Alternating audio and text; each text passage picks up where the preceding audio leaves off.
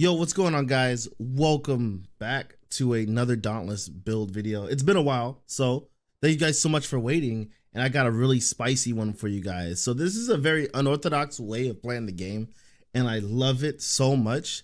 And I've been using this before I started making this video. I've been using it for, just grinding, getting some pieces here and there. But this is not a, part break build. It's more of just killing the behemoth and throwing everything you got at it. If you like a more grindy type of playstyle, this is definitely something you may want to look into. Plus, if you like the repeaters, this is throws damage from everywhere. So this is a Austin repeater build, and what makes it so special is this is a bomber type of build, a grenade heavy, mine setting type of build. This is very fun. Now, a while back, you were able to just throw the bomb right, you were able to throw the bomb and it would sit there and you had to wait till it open. Well, a little bit ago, they allowed it to where if you can throw it on Behemoth, it'll deal 400 damage. It wouldn't deal the max damage. It'll deal 400. And that would give you, the ability to just throw it and then get out of there, all right? So we're going to abuse throwing this with the 400 and try to make that just as powerful as we can. And then we're going to try to compensate that by, stacking other, damage boosts like rage and cunning and things like that. So we can get those marks just a little bit higher while we're throwing whatever else that we can. So with the build, we're going with Austrian repeaters.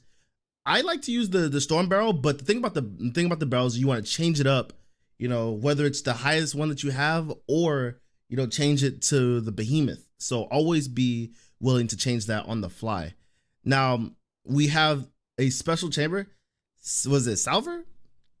It's a dope chamber. It's my favorite. It's pretty much the whole reason why you're playing this build. This is what gives you some decent damage when you're talking about just constantly grinding it out. All right. So this fires a missile on a line, deals 400 damage.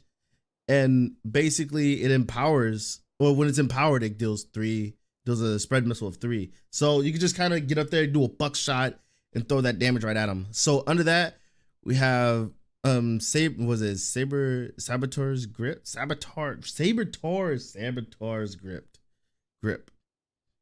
Basically, what this is this one allows you to actually throw the mines. This is where your mines are gonna come in. And you can see it deals 400 damage, and when it's fully charged, it deals 700, and it could also interrupt.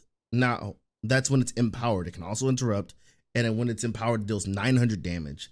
That's kind of the thing that we want. We want some big damage. If the behemoth moves a lot, set that mine up. Get in front of it, and whenever it comes at you, dodge through it. The reason why you want to dodge through it is because we're having the extraction catalyst. This is your bread and butter. You're always going to be dodging in and out, through it. Not only just because you're the repeaters and you're trying to stick close to get more damage and then dodge outward to be safe, but you want to get yourself, through every single one of them, because every time you dodge through an attack, you will be knocking off 2 seconds worth of cooldown through that dodge.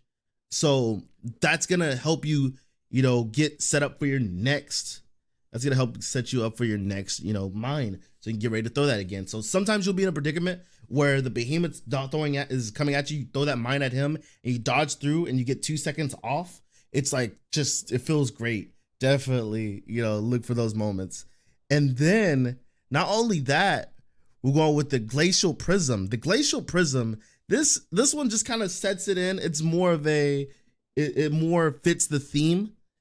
So basically evading drops, evading through attacks and stuff like that, drops 4 ice mines, and they have a 30-second cooldown. So 4 ice mines when you dodge through. So that's more mines there, just more damage. Even if it's just a little bit, it helps a ton. It has a 30-second cooldown, but it doesn't really matter because you're going to be throwing your regular mines as well. You're also going to be attacking. See, damage is coming through everywhere.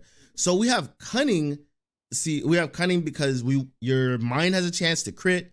Your attacks have a chance to crit, and then we have the fleeted foot so that you can literally be able to move just a little bit faster.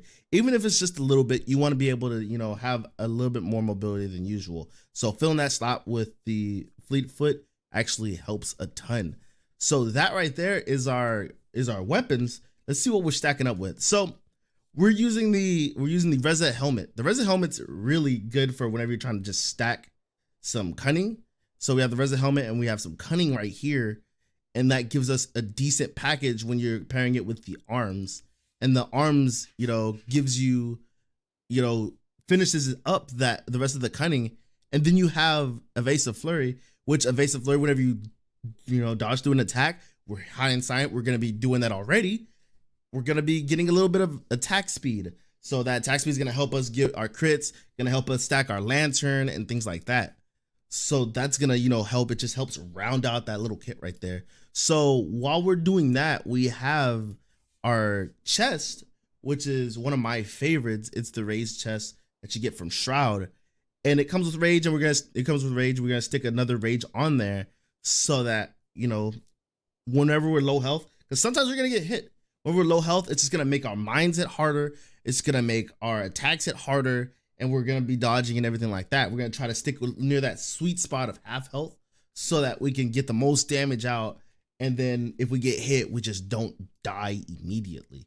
So coming through to the legs, we're going to be using the Koshai legs. The Koshai's legs really give you that little extra predator, but we really want energized so we can increase that meter so that we can be able to get back into, you know, throwing, you know, all of our attacks right then and there. So we want that predator, which is going to help us get a little bit of extra damage.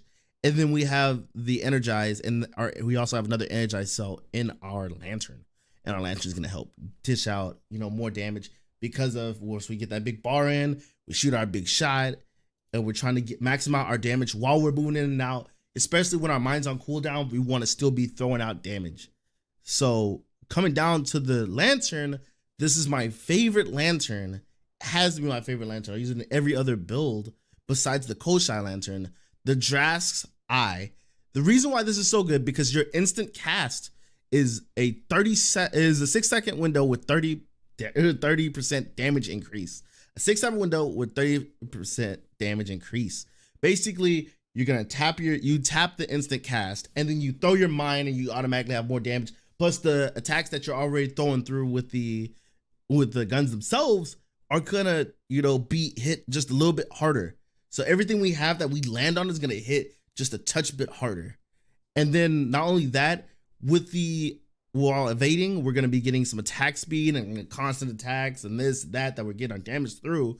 We're going to be stacking up our lantern for the hold ability. The hold ability does a bolt of lightning that deals 150 damage, you know, if it just hits once, but 150 damage when it damages multiple times, which is just free damage. You're just going to see it spark right through it. You're going to see a bunch of numbers going through. And that's going to help you, you know, take down the behemoth. All right. This is especially if you're doing a nice long fight, or you're just there just do massive damage. This right here is going to help you, you know, your Lancer is going to help you curve it out and deal more, be safe as far as, you know, hitting whenever the behemoth is down. You know, you're going to do as much as you can with this lantern, and that electricity is ranged as well. So whenever you back off, you can still throw it if it's full, and then, you know, get ready to get back in there and be safe. So this build is definitely, you know, made just to throw out damage and abuse the bomb that we get from the repeaters. So when we're looking at what we have in total from the perks, we have +6 conduit. Yep, we have +6 conduit. That's crazy. We have +6 cunning, which gives us 15% chance to crit.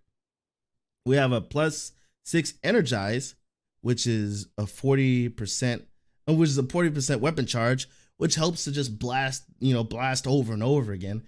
We have rage, so whenever we're low health, everything gets a boost.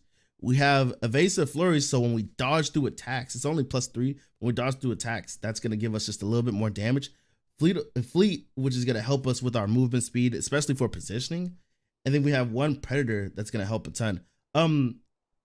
as far as this build goes, when you're using items, you know, I would suggest if you're gonna stick with the theme, go ahead and get yourself, you know, the damage grenades, which is the I call them the rage grenades, but this is gonna help you get out just a little bit more damage on top of the behemoth whenever it's still. Only throw these when they're still. Concussive, when you're able to interrupt them, it helps a ton. Gets you that free damage. You can throw the mines and everything like that. If you're able to stagger anything with it, with the behemoth, you can throw your airstrike. You don't have to use airstrike. Not too many people always have airstrike on demand, but you can usually use anything to supplement for that last slot, whether it's attack speed, life steal if you're trying to go for more of a sustain type of build, or you can even go for the bull rock just to stay safe if you're gonna be dealt damage, just so that you can stay under that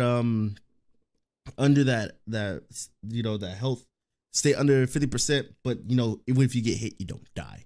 So thanks so much for jamming out. This is a dope build. If you like this build, definitely hit the like button. If you want to see more, let me know down below. If you have any opinions how we can make it better, dude, it's a community. I would love for you guys to let me know how we can improve this build. So thanks so much for jamming out with me. Please be safe and careful. Have a awesome day. I'll check you guys later.